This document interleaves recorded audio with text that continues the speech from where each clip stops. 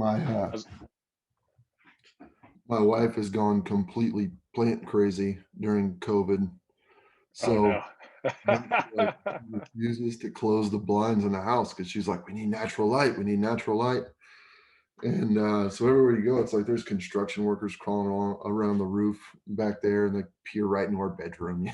Plants Yeah, are more that's important than privacy. mildly uncomfortable. Yeah, exactly. Man, I couldn't touch a house plant with a 10-foot pole. I grew up on a farm.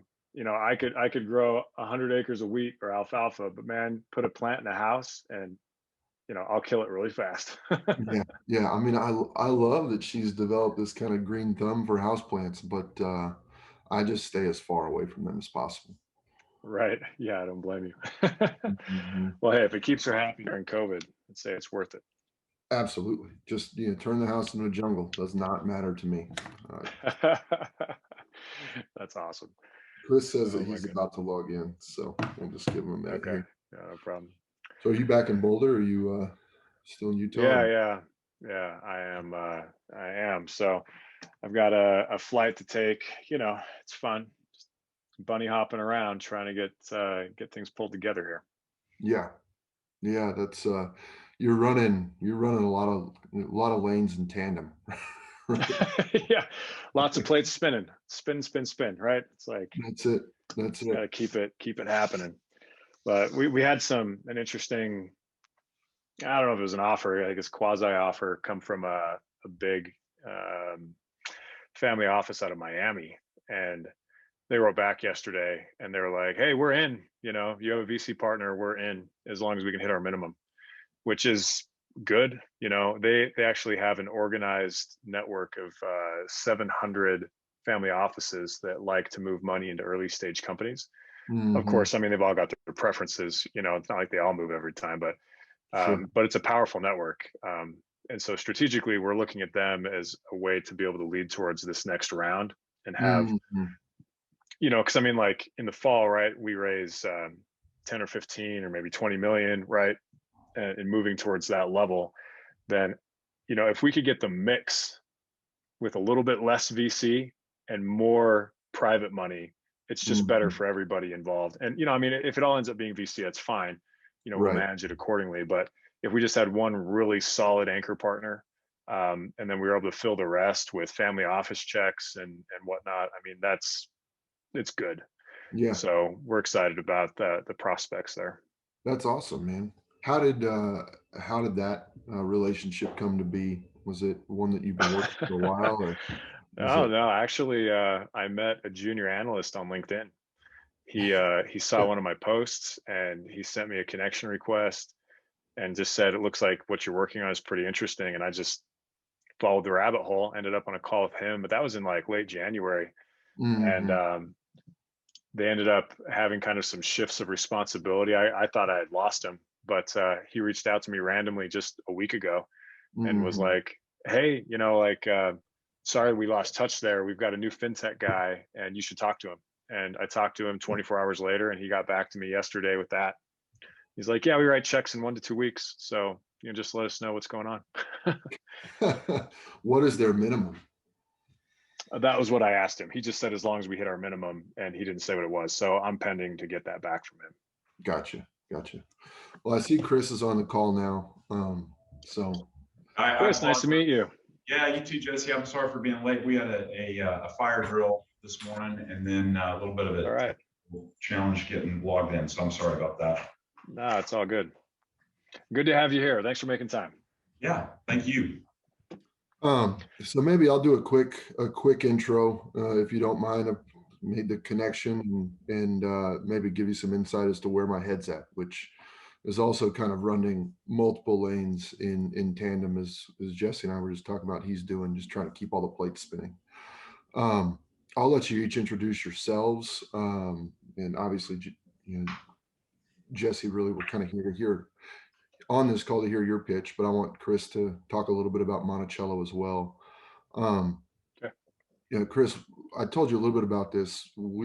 I was introduced to Jesse through really a friend of my brother's. Jesse was I think that they were doing a mutually exclusive solid for one another, or a mutual solid for one another with my brother and a guy named Jeff Booth, who has developed a relationship with Jesse over the years. And Jesse was on their podcast, and that was probably 3 weeks ago at this point, something like that. Yeah, it's probably about that. Yeah. And after the podcast, Templeton, my brother, called me and he said, "Hey, make sure to listen to this one. I know you don't listen to most of my podcasts, but listen, listen to this one. I really like this guy. I think he's working on something really interesting. I think there's an opportunity here." And I did, and I just liked I liked the way that Jesse kind of approached the conversation. I liked the I think that he came through that, and in every interaction I've had with him is just kind of a very bright and genuine individual, and somebody that that is that I wanted to get to know better and learn more about his company. So we've had a few conversations since then. Um, I am considering an investment personally, with my brother and a few others, that would be kind of outside the Monticello realm, and really the Pat Matthews, Chris Psalm realm, that I've made an introduction there as well. Um, but at the same time, I think that there are strategic reasons for Jesse, and having this conversation with you today, and maybe being introduced to some of the Monticello customers may or may not make sense. Um, and the same with Pat and Chris on his side. So the purpose of this call today is to make an introduction and let you each tell your stories to one another. Um, but because I think that would be beneficial, and maybe it goes somewhere, maybe it doesn't, but I think that having the connection is a good thing regardless. So with that as kind of the backdrop, I'll maybe Chris, if you don't mind introducing yourself quickly and a little bit about Monticello, and then Jesse, or if you guys want to flip that, however you want to do it. Yeah, they're great. Well, thank you for the intro, Mitch, and for making the connection here, Jesse. Oh, my screen froze. Can y'all, hello? We can see you. You look good on our side. We can't see you, Chris. Oh. Go ahead and do whatever you want. Are we back? Yeah, there you go. All right. Okay. I'm getting a message that says internet connection unstable. So if it stops, let me know. All good. Jesse, great to meet you. Again, my name is Chris Cardes. I've been with Monticello just over 2 years. My background is I went to A&M. I was a finance major, went to work for Accenture. At the time it was Anderson Consulting, doing business consulting for about 12 and a half years. And then I really wanted to scratch the entrepreneurial itch. And I joined a small Canadian oilfield chemical and service company and launched their US division, and ran that for about 7.5 years. Was ready to make a change, career path, and jumped to the opportunity to join Todd Brockwell, who's our president at Monticello. Todd has deep family office background. He ran a large family office, the Petty family, in South Texas for about 10 years, with a wide variety of different investments.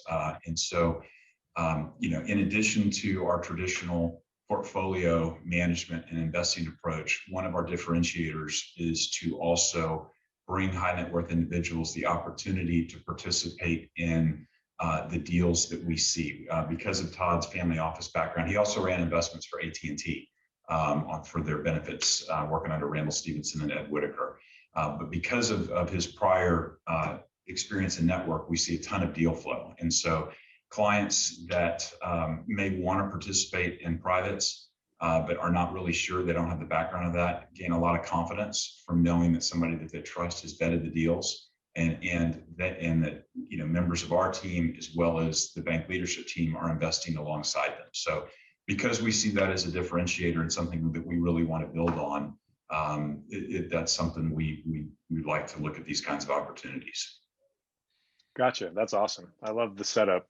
And, obviously, like, having executed on the ground, you know what it's like down here. So I can appreciate that too. Good, very good to meet you. So my quick background, I've been in venture for about 10 years. I got my MBA at the Thunderbird School of Global Management out of Phoenix, and then jumped right into software. I've probably worked with about 200 some odd companies. I designed an accelerator program from the ground up that was kind of based on what Techstars did, and was running it out of Scottsdale, Arizona. Ran several cohorts through that thing, and then also ran all the private client engagements that we had inside that company, and was there, helped them raise their initial venture fund. And by helped, I mean like I was the grunt at the time, right? So I put together all the decks and all, like helped craft the investment thesis and all that kind of stuff, and was there as they raised that. And then fast forward, 5 or 7 years from then, and I wanted to create a venture fund because the fund they created ended up getting super hamstrung with the way that they positioned themselves, and they really weren't able to make a dent in the problem of capital in Phoenix. And so I thought, I'm going to learn from all their mistakes and set up a real early stage fund in Phoenix, and actually service the Arizona community, because it's really kind of a joke there from a capital perspective. As soon as I got into it, I recognized that I wasn't qualified to write a check into my own fund. And I knew that before. I mean, I'd watched this whole thing go on before, right? But at that point in my life, I wasn't qualified. And I just thought, there's something weird about that. That's a special kind of messed up, right? That I can't do that. And so curiosity turned into a real passion of understanding this. The more that I learned about the history and the positioning of the venture world, the more I realized that it's all kind of antiquated, and that we have a lot of elements in place in the market that have shifted the rationale for why retail investors should be able to invest into a fund structure that gets them into private companies. And not the least of which is that private companies are just staying private longer and longer and longer. And it's private entities that are funding those companies that are reaping all that benefit. If you take Amazon as an example, right? So Amazon went public with a valuation of like 400 million or something, right? Companies nowadays are going public in the billions, sometimes the tens of billions. And that whole spread is being captured by private investors, which is great, right? But it is leaving retail investors on the sidelines, really kind of picking the scraps up off the table. And with today's day and age, with access to technology and everything else, there's an opportunity to shift that market. And so that's where I really began to get passionate about opening up the venture asset class and figuring out how to do it. So at the end of the day, Sweater's objective is to be a venture fund that anyone can put money into. Instead of a $500,000 check minimum to get into a VC fund, it's a $500 check. And then people can actually come in on a subscription and buy into it on a monthly basis and continue to grow their position over time, unlike a traditional fund where you're locked into place. And then there's liquidity that's also built into this fund structure. So if people need to get their money out, they can. And I can tell you all about that. But we deliver all of that through a mobile first experience. So if you think, like Robinhood, but for private companies instead of public companies. So people do pool their money with us, and we professionally manage that and make decisions on behalf of the investors. They're not going to be choosing which companies they're moving in and out of, right? And we really are setting a long-term mindset with people that they should be planning on, a 5, 10, 20-year horizon for this asset inside their personal portfolio. But if they need to, they can take money out on a quarterly basis. So at the end of it all, right, we're looking at creating a very different type of retail vehicle inside the private space. And when we talk about the elements of what we're trying to tackle, like we don't believe that venture is bad or anything like that. We're not coming in saying we're going to disrupt venture and venture has all these problems. Like that's not our position at all. Like venture's created enormous good in the world. When you track the value back into the S&P 500 or whatever, right? I mean, they make up the vast majority of companies that are publicly listed and creating value. And we believe that, right? But what we say is that venture hasn't reached its full potential. On a scale of 1 to 10 of the impact that venture could have, we say it's at like a 4 or a 5. And what's missing is retail money and retail engagement in the process of company creating and company building.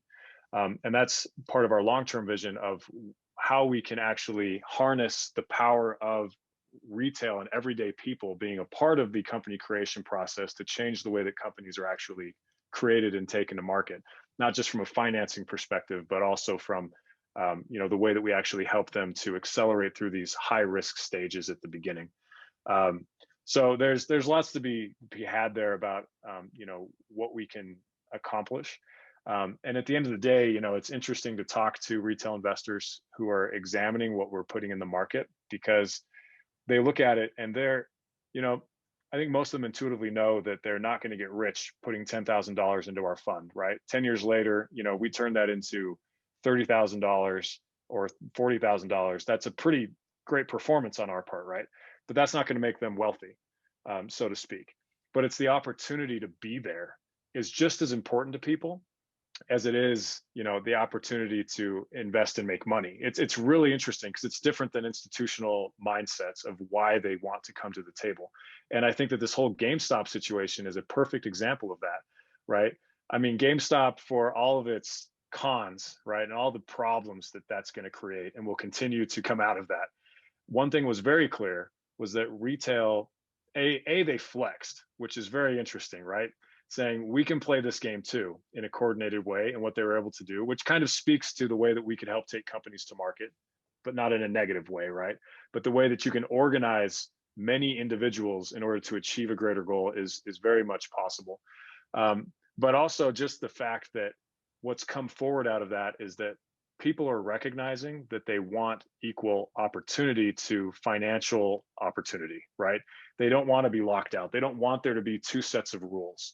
And we also have the mindset that we need to watch out for widows and orphans, right? We don't want anyone to get fleeced. We don't want anyone to be overexposed.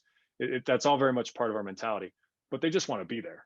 So it's very interesting to talk to people and find out that they just want to be, a part of the game.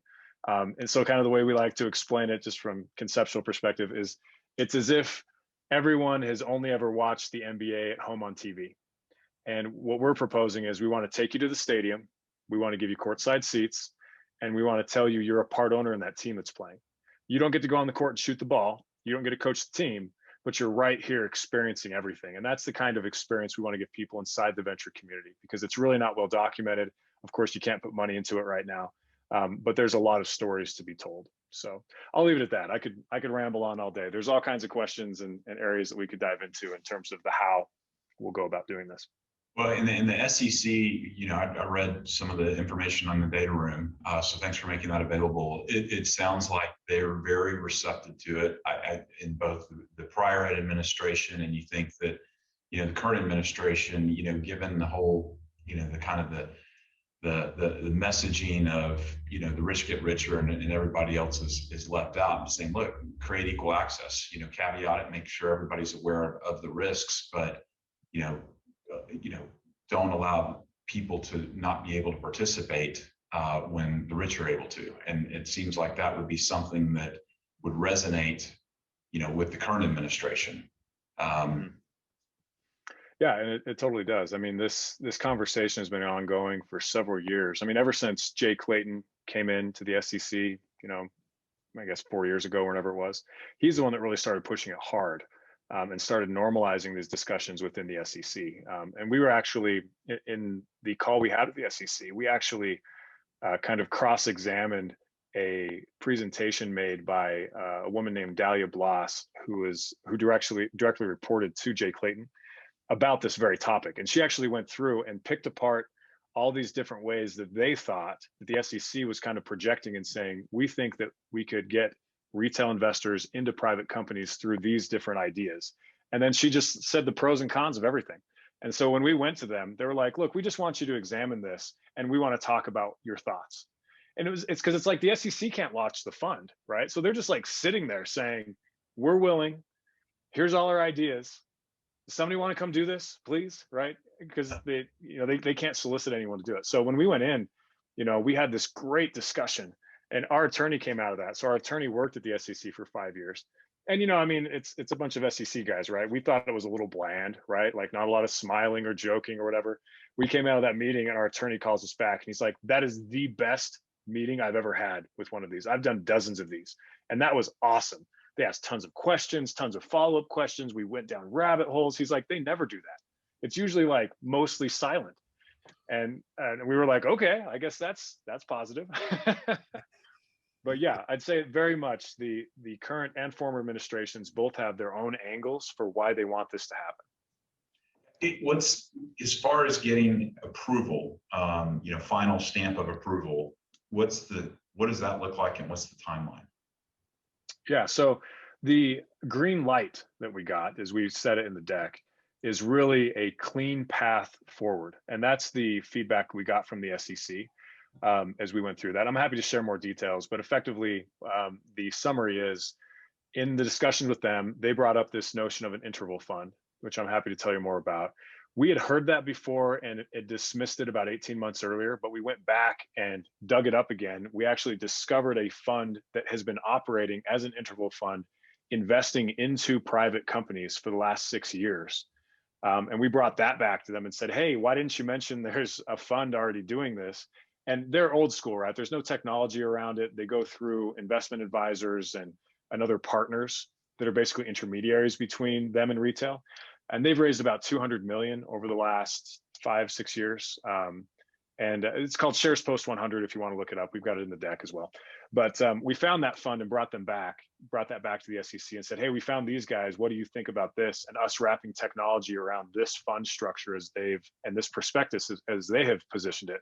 And they actually took it inside the SEC, went and found the original SEC team members that took that prospectus through the process, asked them about it, and presented our positioning, and came back to us and said, yeah, there's no reason you can't go do this right now. Matter of fact, if you just copied and pasted this prospectus and put your name on it, it would go through without any problem at all. And so, it's interesting when you usually talk to attorneys, right? Attorneys are usually hedging their bets and, saying this is risky, like, oh, you can't guarantee anything. And we were on a call with the VC fund we're talking to in Utah, and they were asking these questions. And I was surprised at our own attorneys' positioning and how strong of language they use. They're like, look, this is the way it works. Like, from a legal perspective, because there's already an operating fund, actually, there's a couple of funds out there operating like this, they'd literally have to go back against precedent to not allow us to have this. Or if they told us no, it's basically saying that they're going to have to go to these other funds and shut them down. That's the legal implication of telling us no. And so the likelihood of that is just highly unlikely. So the process is, we have to create this prospectus. It's like 180 pages long. It takes about 4 to 6 months to actually create that prospectus, engage with the SEC, get feedback, and actually get their stamp of approval at the end. Our attorneys have told us that we need to plan on more like the 6-month marker, because everyone's working remotely and things just move a hair slower these days. Right. In the deck, I think that you allocated somewhere between $250,000 and $300,000 to go through that process when you're kind of budgeting. Correct. Yeah, I didn't say the price. Is most of that legal costs, or are there? Yeah. So I think that the actual application costs are maybe like 75 grand, 50 to 75 grand. But it's the legal cost of actually writing the prospectus and managing the back and forth with the SEC. All of those hours is what wraps into that $250,000. Got it. Thanks.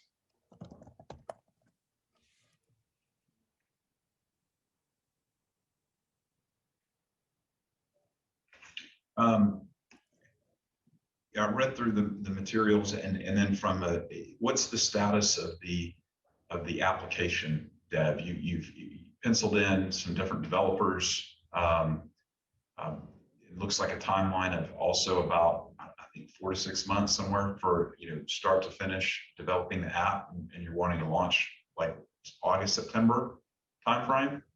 It'd be more like October, November timeframe, realistically. And we're looking at it, depending on how much money we pull in. There are some complications of launching late in the year because of the holidays. It's a kind of a two-edged sword for us, because on one hand, our name is Sweater, right? Is there a better time to launch a company named Sweater than during the holidays, right? Like, we could really have some fun with that. But at the same time, ad buying is way more expensive during the holidays, and there's a lot of noise in the market. So depending on how much we raise, we're examining that exact timeline, because it's either like launch in late October, early November, or launch in like late January after the holiday hangover, ad hangovers kind of happen. So we're looking at both those timeframes. And some of that will depend on the SEC. If the SEC came through in 4 months, yeah, I mean, we could definitely launch late in the year. But if we're pushing up that 6-month barrier and we're getting pretty close, we may just want to give ourselves some breathing room. But the app itself, yeah, the app is very straightforward. So we are planning on basically 4 months to have that built once we have the team in place. And we're giving ourselves a buffer towards 6 months for, actual testing and doing more of the refining after the fact. But we're actually recruiting the team for it right now. So we've had our designer as part of the team for about a year, and he's incredibly talented. I mean, you guys get a glimpse of the product, but he's incredibly talented, and we're going through some final reskinning right now to really update the final look and feel of it. But it's basically ready to code. So we're recruiting 3 different developers right now, and that's being led by an advisor who I have been desperately trying to get to join us for the last 3 months. He was at SoFi for 5 years, if you're familiar with SoFi. So they're about to get acquired by a SPAC for like $8 billion. He actually managed the devs in the Utah office. He took that group from being 6 devs to 160 in 3 years. And so he's gone through that whole life cycle project, and he got recruited by Amazon. But Amazon, unfortunately, has some golden handcuffs on him and his wife, mostly his wife, who just is not on board with leaving Amazon after only 6 months. But he's super excited, and he is officially an advisor with us. And so he's helping us recruit the team to come in and build this. And he's going to be providing oversight on the architecture and the timelines and the management of it as we go through this process. So I'm excited to have him around, although I do wish I could have got him to come as a co-founder, because I was pushing really hard for that, but couldn't quite get him. Got it. The fish that's on the hook, but quasi got away from me. And so from a headcount standpoint, you've got looks like planning for 4 development team members, then you've got a general team of another 7. Is that right? Well, you mean today or what we're going to do? Well, yeah, I'm looking planning in your financial model. You've got a manager type starting month 1. That would be And I should clarify on that too. So the month 1 inside the model is the month 1 that we launched the app publicly. Okay. So between now and then is a different calculation. So inside the model, if you looked at, I think it's on the and sorry, this isn't that clear, but if you go to the overview P&L tab, there's a month 0 that's listed at 1.5 million. And that is the bucket budget for what we're doing pre-launch. So of course, if we raise 2 million or 3 million or whatever, right, that just increases that pre-launch bucket. So we are looking at our headcount now with the new options that are on the table and how that comes in. So we have a fluctuating plan depending on whether we bring in 1.5 or 2, or if we bring in 3.5 or 4, are 2 very different strategies of how we'll go about it. So we've got those both lined out. Out of the gates, it would be definitely 3 of us that are on like the business side.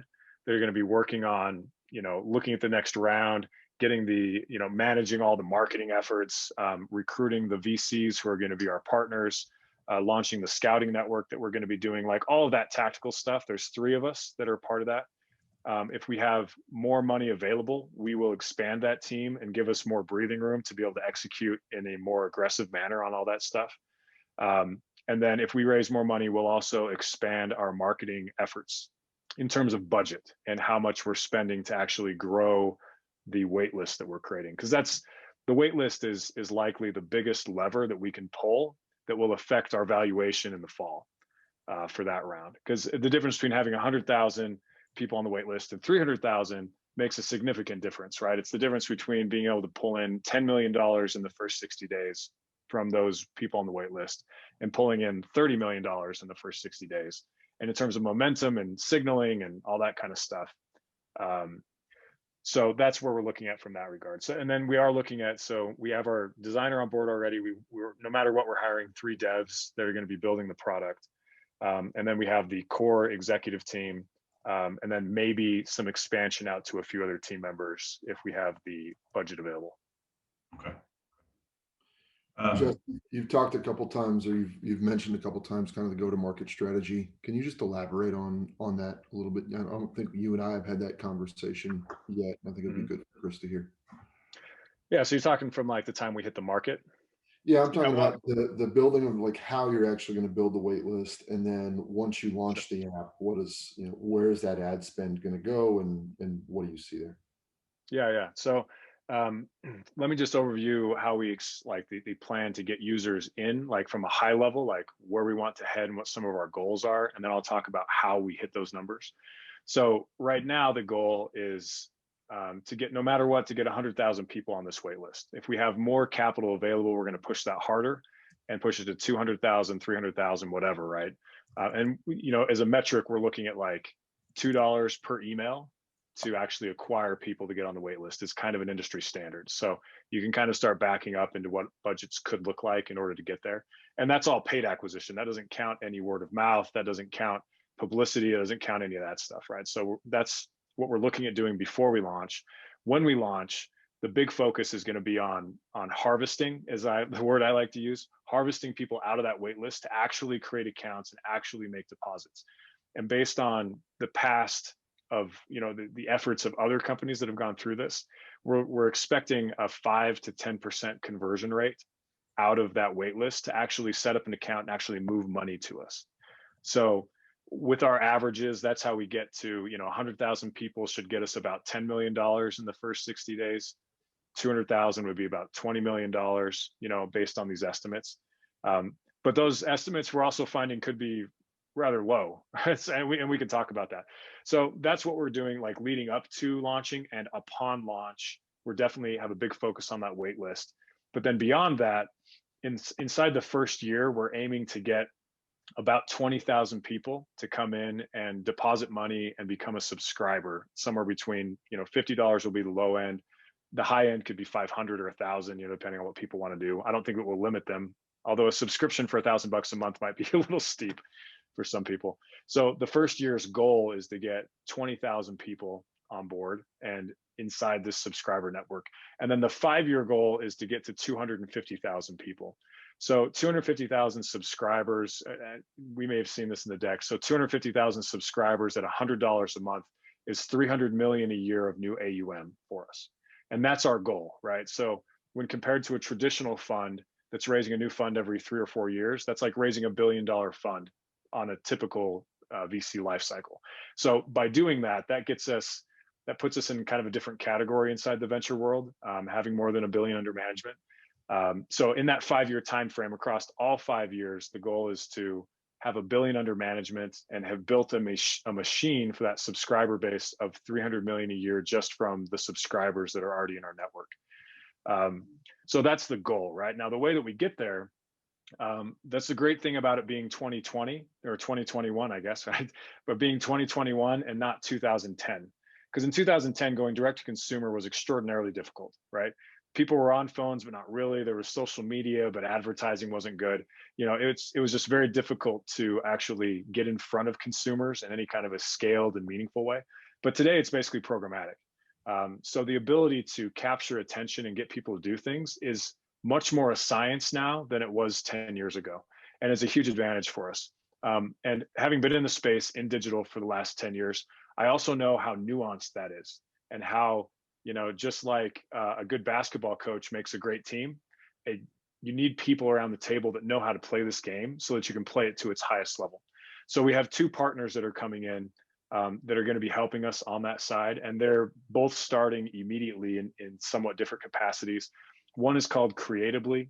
They are a marketing agency that's out of Provo, Utah, that I've known for a couple of years now. They specialize in direct-to-consumer products and direct-to-consumer software. And their strategy is to create a video media asset that sits at the middle of all their ad campaigns. So they spend a pretty good chunk of budget to create a really strong media asset. And I don't know if you've seen products like Squatty Potty or Dollar Shave Club, or they're kind of long form videos that are witty and entertaining and very shareable. Sure. But they also weave in education as part of it. And they also are putting you through a process of conversion I mean, persuasion, right? Without saying, Right. hey, come down the funnel, right? They're effectively leading you down the funnel. And Sure. so they create this media asset that's at the center. And then there are world-class experts in actually marketing across all the different digital channels that are out there in order to bring people in towards the asset, towards our own owned landing pages and other media where we are educating and being able to persuade people. And then of course, politely following them around the internet to remind them why they like us and to bring them back and nurture them as they're ready. So we're going to be doing a light asset as part of the pre-launch efforts to build the wait list. And then we'll be building a major asset to launch fully with into market when we hit the market. And so those are kind of two different things. And then we will have an actual paid advertising budget to go along with that to drive that asset out into the public and to bring people in and get them on the wait list. And then eventually, when we actually hit the market, to be pushing people to this major asset that then will then be bringing people in to actually have a full conversion and actually move money. So we take that very seriously on that regard. So that would be referred to as like the real funnel, like the tactical funnel of actually moving Sure. people down and getting them to do something. The other partner we have, it's an influencer network called Space Station that's out of Layton, Utah. And I've known these guys for like 6 years, and we just reconnected maybe within the last 3 months. I didn't realize they were doing this, but their whole agency is built around a social media influencer, a Snapchat and YouTube influencer named Sean Duras, like Honduras, but with an S in the front. It took me a minute Right. to wrap my head around that. Sean Duras, and he's super famous. He was one of the first Snapchat influencers to actually monetize his influence. So he's Mhm. known the world over for his influence and the ability to create that kind of value in the world. And so he started wrapping in his other influencer friends around him and bringing them in, and they created this agency, and now they do deals with all the biggest brands around the world. And the way that they describe themselves is that they're really above the typical funnel.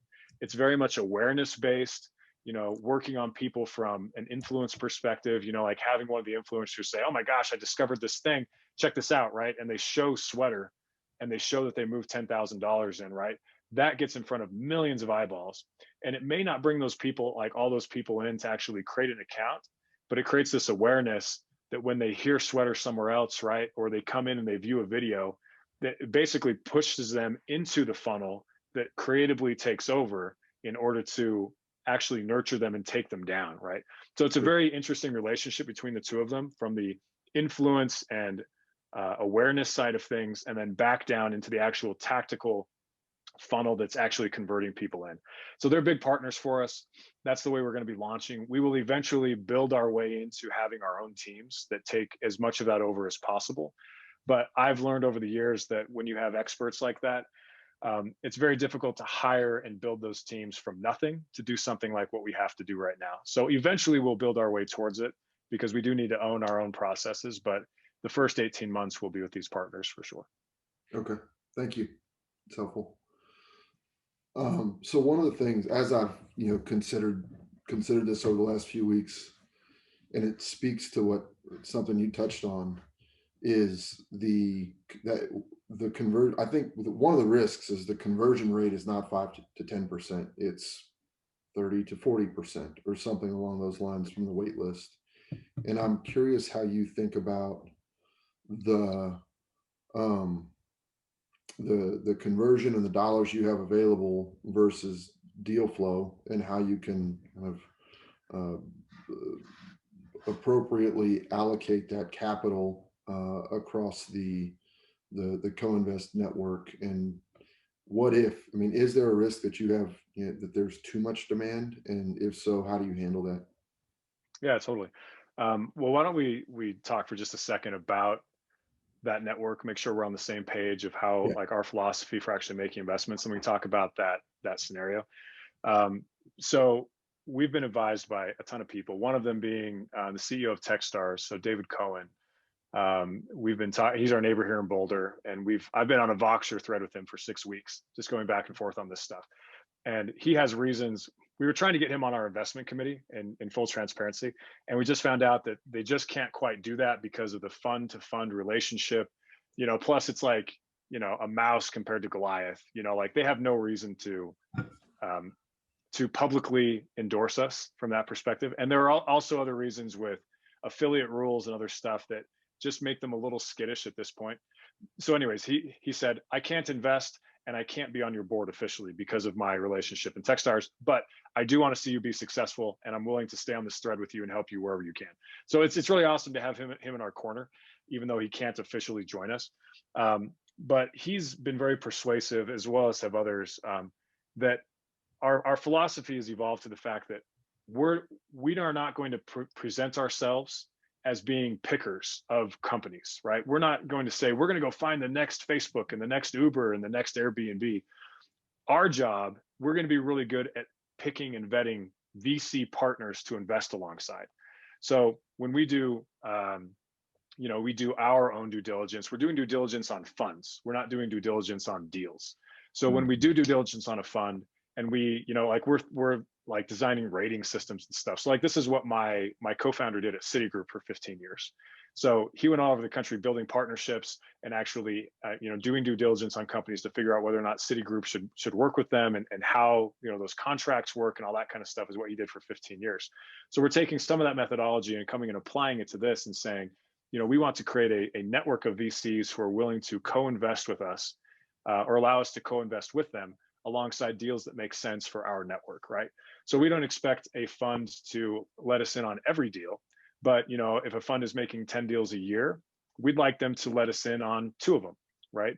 And allow us to be there as part of that process where we supercharge their ability to make investments or whatever else. And we could talk about this all day. This is becoming very fascinating in terms of how funds are viewing us and why they would want us inside their deals, which is a totally different conversation. But like one example is, we just talked to a fund here in Denver that's was raised recently by 2 former operators at 2 different unicorns here in the Denver area. One of them was Home Advisor, right? So he helped grow Home Advisor from $100 million valuation to multi-billions that it's at now.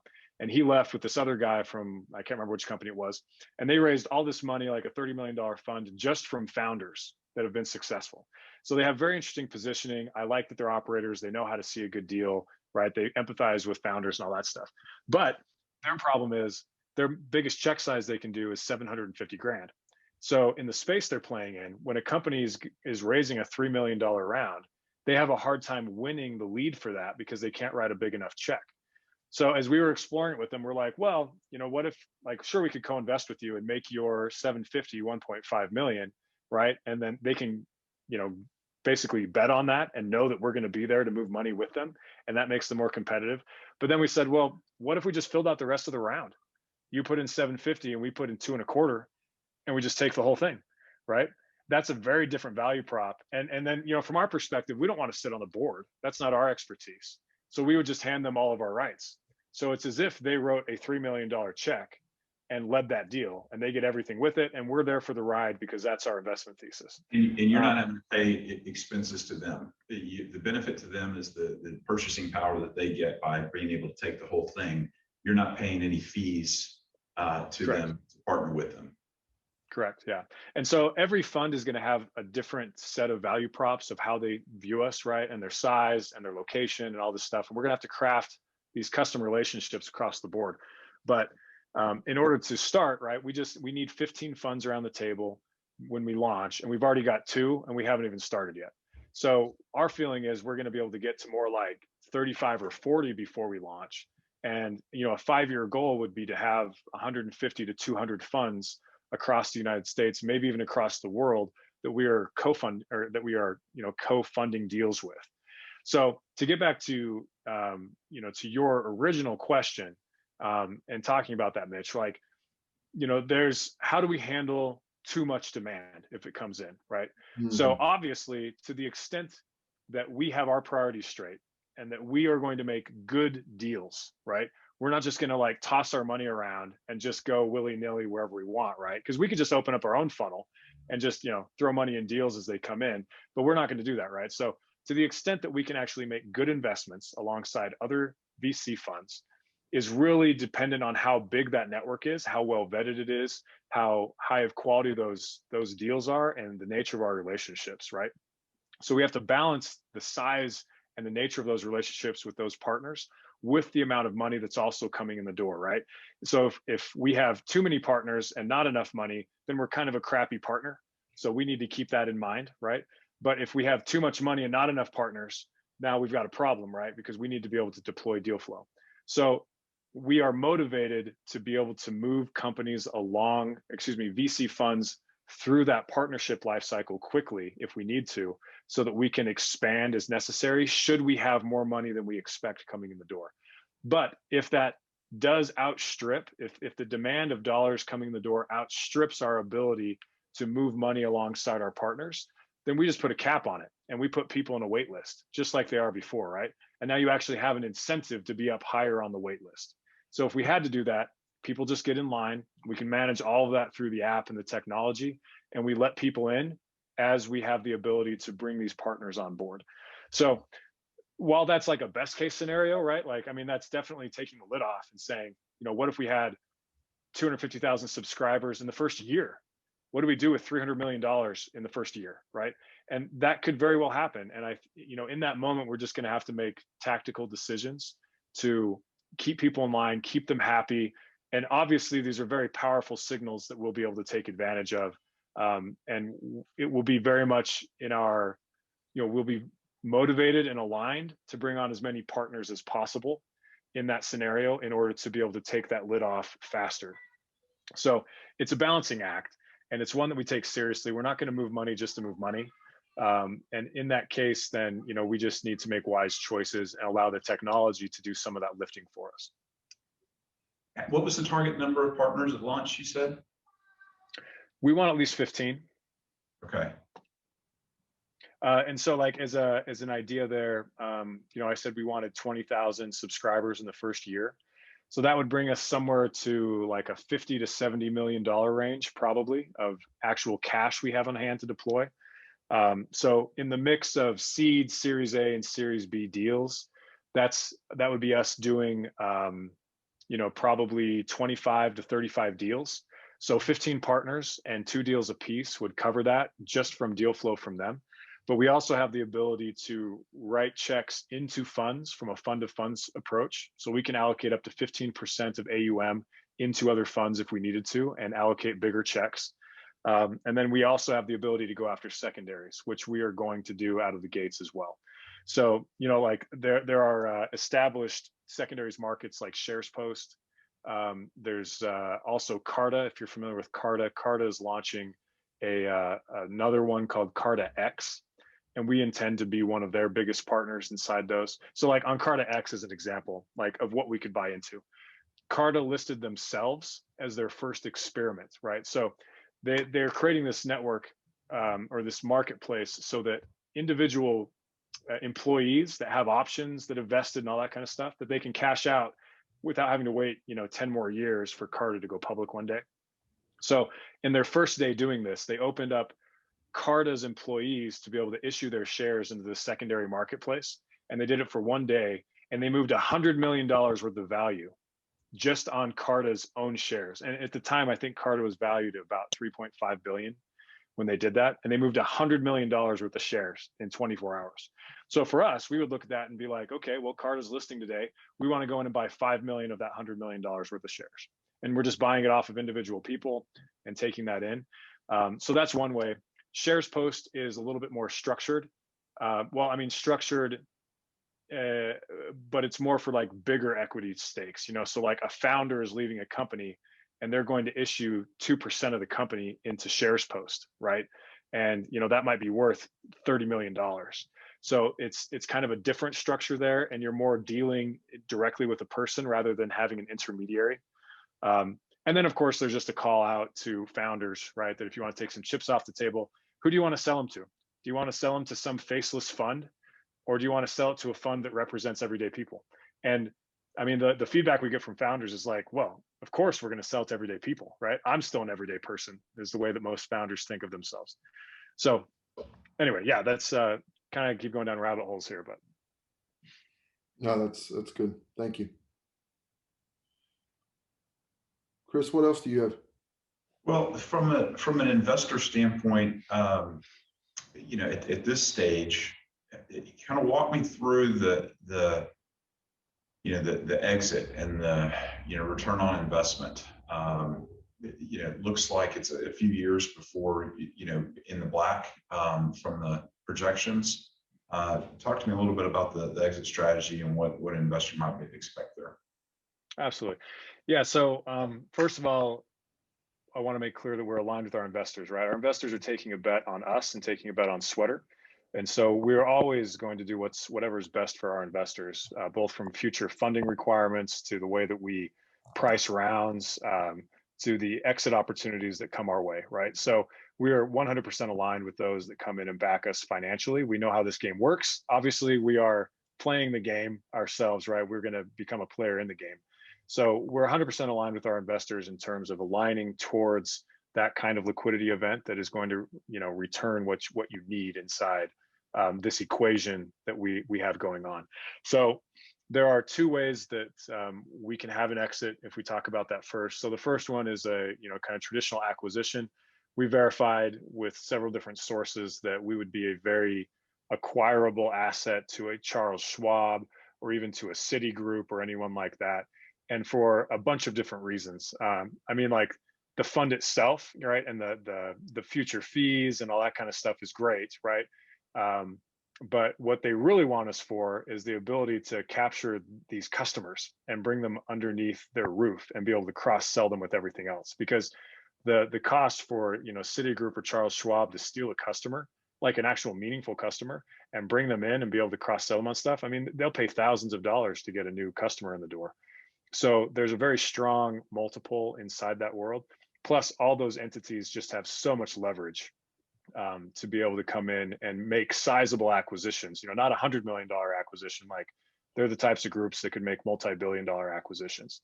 Then the other path is kind of build the kingdom kind of path, and say what do we have to do to actually IPO this and maintain our autonomy and build what we need to build and do that. And it's also verified that underneath this fund structure, we can do that. And be able to become the next Robinhood, right? Robinhood just took a jump from an $8 billion valuation to a $32 billion valuation, I think, with this whole GameStop thing that just happened. They raised, I think, 3.5 billion in like 4 days after GameStop happened, and jumped their valuation up to 32 billion. So, when you examine what we're doing compared to what Robinhood is doing and others that are in the space, we very much believe that we can get into that multi-billion-dollar range, maybe even to that deca-billion-dollar range from that perspective. Is it guaranteed?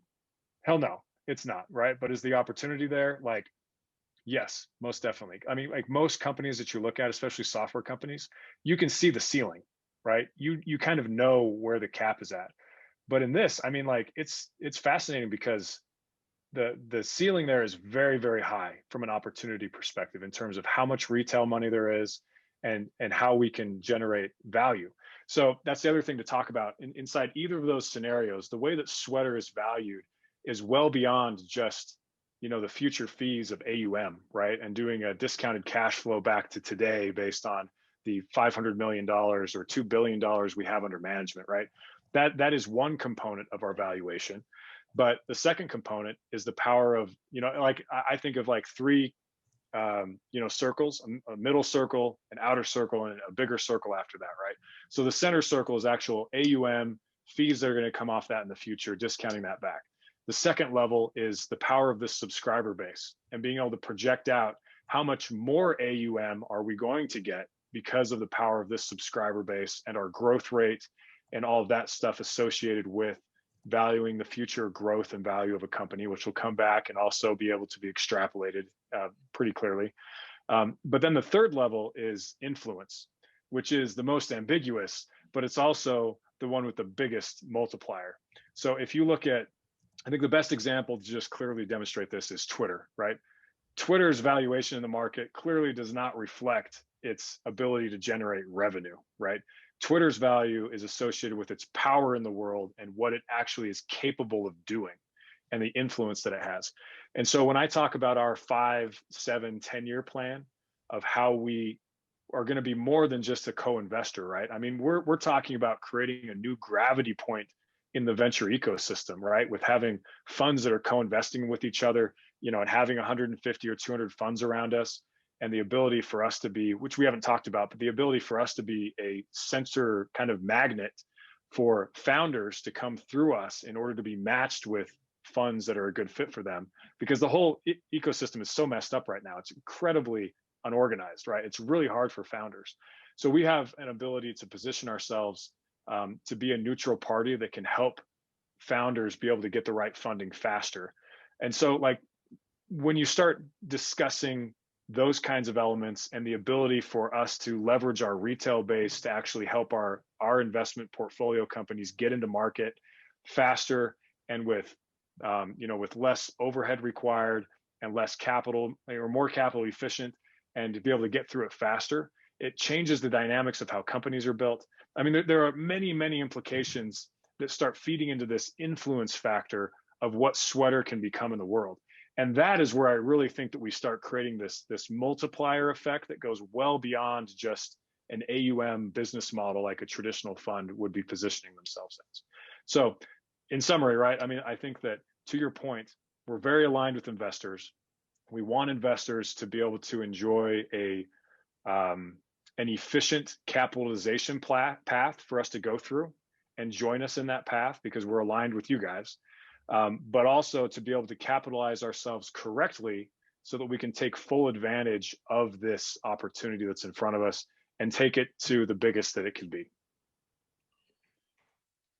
Jesse, I appreciate that. One of the things that maybe I'm not clear on, and we've probably talked about before, is as an investor at this stage, so we would be investing in the tech, but then also the manager or the advisor of the funds themselves, or what does that structure look like? Yeah, so pretty basic, right? The Sweater itself is currently an LLC. We may switch to a C Corp, depending on what our VC partner may want. But that itself, it owns the technology. It's going to own the subscriber base. It's going to own the communication, all the marketing. Everything is going to live there. And then underneath it is an actual separate entity, is the fund itself, right? So the fund itself is a public investment company, closed-end interval fund, right? So that fund itself is its own thing. And then sitting in between them is the registered investment advisor, which is also its own thing. And that registered investment advisor is contracted by the fund to actually manage everything. And that registered investment advisor is wholly owned by Sweater LLC, that owns the technology and everything else.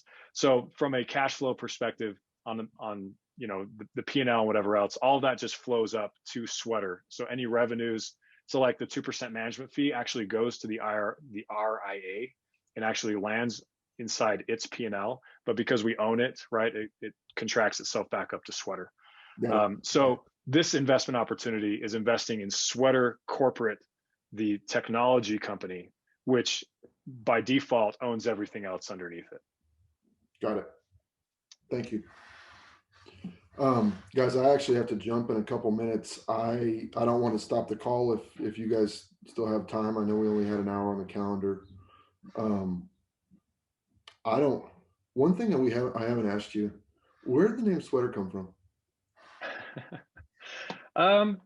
Well, we wanted something that everyday people would relate to, right? I mean, that was number one. We wanted something that was common, something that was approachable. Everybody wears a sweater. There's a sweater for every time of year. You can wear a sweater if you're poor or if you're rich, no matter where you're at in the world. It's very common, right? But from a marketing perspective, it creates all kinds of opportunities, because Sweater itself acts as a trigger. So every time you grab a sweater, every time you see an advertisement for any sweater, anytime you ever hear the word, you think of us, right? Subconsciously. And so from a marketing perspective, it's powerful in that regard. But it's also, there's also a lot of fun things we can do with it as well, right? So, I mean, in terms of approachability and relatability, there's all kinds of fun things we're going to be able to do, from, being able to have ugly sweater commercials, during the holidays, to, having special exclusive sweaters that are vintages, like a fund, right? That have a specific 2021 vintage. And if you put money in 2021 and you hit $10,000, you get this special vintage sweater that we only release one time, right? And you can get that sweater every single year from now till whenever, right? And put those things on your wall. The ability to do just silly stuff like putting sweaters on statues. And I mean, there's just so much fun stuff there from a marketing perspective that it creates something that's powerful. But the fact, I think one thing that's readily apparent is the fact that you even thought to ask me has already jumped me ahead in the conversion cycle about 5 steps, because Sure. you thought that you were automatically going to remember us now, and you're going to notice again the next time you see us. So, I mean, typical marketing is, you've got to be exposed to something 10 or 12 times before you remember it. Mhm. Sweater is easily, 3 to 5 instead. Yep. Makes perfect sense. Thanks. And there may be a slight dig there to the traditional investment industry, which, is known for sweater vests and other such things. But we're not putting that front and center. Not yet. Not yet. Not yet. We got to make friends with everybody first. Right. All right, I gotta roll. You guys keep going. Jesse, will you send the recording out when you guys Yeah. finish? Okay. No problem. Thank you very much for making time. I appreciate it very much. I'm assuming you guys both have time to continue if you want. Jesse, if you got a little more time, I'd love to continue the discussion. Yeah, I've got a few more minutes and I got to run to the airport, but yeah. Okay. All right. Thanks, guys. Talk to you soon. Thanks, Mitch. Yeah. We'll talk to you soon. Okay. Bye. So Jesse, from a liquidity standpoint, I'm just kind of thinking about this. You can get out quarterly. What are your thoughts? Somebody that, for some reason, a run is triggered. What is your thoughts on how that would be approached and dealt with? Yeah, so the SEC actually helps us with that. We're only required to offer up to 5% of AUM on a quarterly basis. So if there were a run or an over request, like, let's say you put in 10 grand and you wanted to take 10 grand out, right? Or your full value, you could commit that, right? And as long as the total requests are less than 5%, you personally could take out your entire position. But if the total request came in at 10%, then we would offer that pro rata to everybody based on what they asked for. So you would get half your position out and you could come back the next quarter. So there are provisions for us to help protect that run on the bank scenario. Got it. And then as far as what you're looking for, from investors, and thinking about, the potential of Monticello, being involved in this, or our clients being involved in this. It sounds like you've already raised the money, the primary money, but it would be helpful to, build your list if you could increase your funds. What's the timeline look like for trying to add more? Yeah. So we started off with the goal to raise 1.5 on a safe. And we pretty quickly got angels around us that are hitting that marker. So like the range in there is basically 1.5 to 2, maybe a little bit more with where we're at with just the angels. And so we want to move on that before the end of the month, pretty much no matter what. We're supposed to be hearing back today or tomorrow from a VC fund in Utah that we've been doing due diligence with. And they're kind of reaching down a little bit in order to invest at the pre-seed stage. And so we're going to see whether or not we can find common ground that's good for both of us. If that's the case, then they want to put in a couple of million, and that would push us up into that upper category, getting into 3+. But there's a chance that they don't come across the line, right? And so we've got several other, VC types that are in the pipeline as well. But I'd say that, our priority is on bringing strategics to the table. We value strategic money over just green money any day. And so, we also prioritize that and look at what each individual investor can help us with in the future, especially as we try to get out to market and capitalize this correctly. So we are moving rather quickly, but there are a couple of variables in the air that make it difficult to know exactly how we'll end this up. We've kind of started planning around having more capital around the table. So if this VC were to fall off, we would probably extend our timelines to bring additional partners on board and be more aggressive with this thing overall. So you're looking at end of month to try and get this kind of wrapped up? If the VC fund comes in, we are aiming for the end of the month to have it pretty much wrapped up. Yeah. Okay. If they choose not to, we're going to start the process immediately of bringing the angels in that we do have. We have a lead that's got about 300K that they just want to set the terms and go with. And so we'll start gathering that immediately. But in that case, we would probably keep it open, frankly, for just a little bit longer, because we have several that are kind of new to the table that we do want to make sure that there's adequate time. But there, I mean, there is a chance that, that we are just plain old oversubscribed, right? Like if the VC fund comes through and all the angels come through and everybody hits their commitments, then we're pretty much full. But that hasn't happened yet, right? The way I like to describe it, it's like, me and my co-founder, we've cornered all the cats. He's got the burlap bag, I've got the leather gloves on, and we're about to put everybody in the bag, right? And some get away, right? It's just the nature of fundraising. So I would say the door is open. We haven't made firm decisions or cut anybody out yet. And as far as how they come in, is there a minimum to participate? Yeah, it's $100,000 minimum, but that can also be hit through an SPV. So SPVs are something that we have not utilized yet, but we're looking at starting to utilize for investments in some of these different opportunities. I noticed in one of the docs, saw Cooley Law. Are you all working, or that may have been the other fund that y'all had leveraged the prospectus from? Are y'all working with Cooley? we're not working with Cooley on this one. I mean, somewhere along the line, we've crossed paths with Cooley several times. Our corporate attorney, I think, has some ties to them, but he's independent now. So, and then we've got, I mean, there's Brian Cave in DC, who's our other attorney, but we're not currently working with Cooley. But they're a great group, no doubt. Okay.